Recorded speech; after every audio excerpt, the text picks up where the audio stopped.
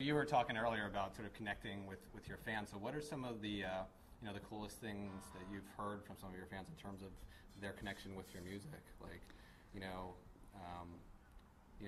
know some people have fans who come up and they're just like, this song meant so much to me. Oh yeah, we have a lot of that. A lot of, when we do have the opportunity to meet fans at meet and greets or even just on the street or whatever, there's been a lot of people in all different countries, not just America, in England and the UK and France and Spain and everywhere we've been, honestly, Germany, where people are like, this meant so much to me, this helped me through my breakup, this helped me through this, and tell their story with how whatever song it is has affected them and meant something to them, which is the best thing, because that's all I've said, as much as the songs mean everything to me and they mean something very specific to me, I don't want people to know what that is. That's what I love about music, is that it is meant to be interpreted and relate it to your own life. And how are you feeling when you listen to the song? What are you thinking of? What are you feeling? And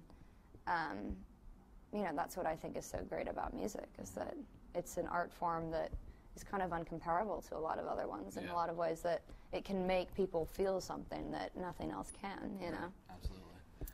So I saw some of the photos from your headlining tour, and one thing I saw you guys were doing, you were sort of inviting some fans on stage. Yeah. How did that whole thing start?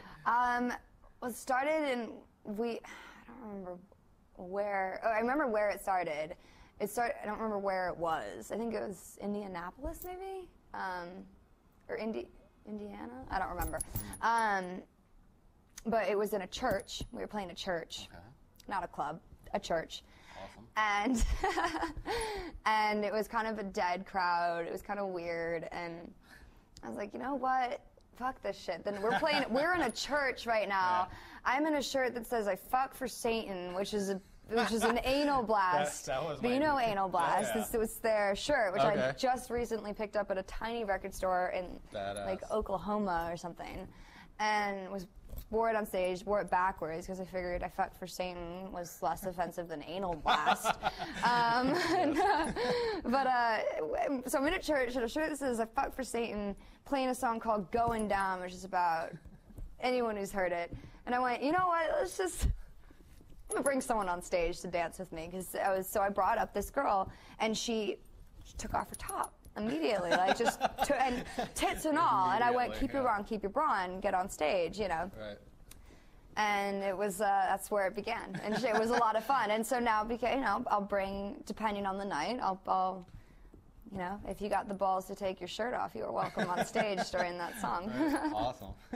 Well, you already answered my next question, which was about the "I Fuck for Satan" t-shirt, which we, all of us at Revolver, being Satanists, we're very excited to see. So.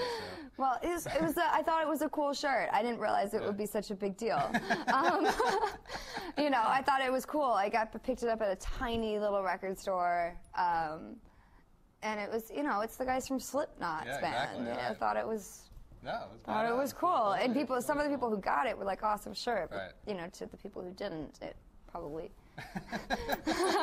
They probably had a different thought. Yeah, I think so.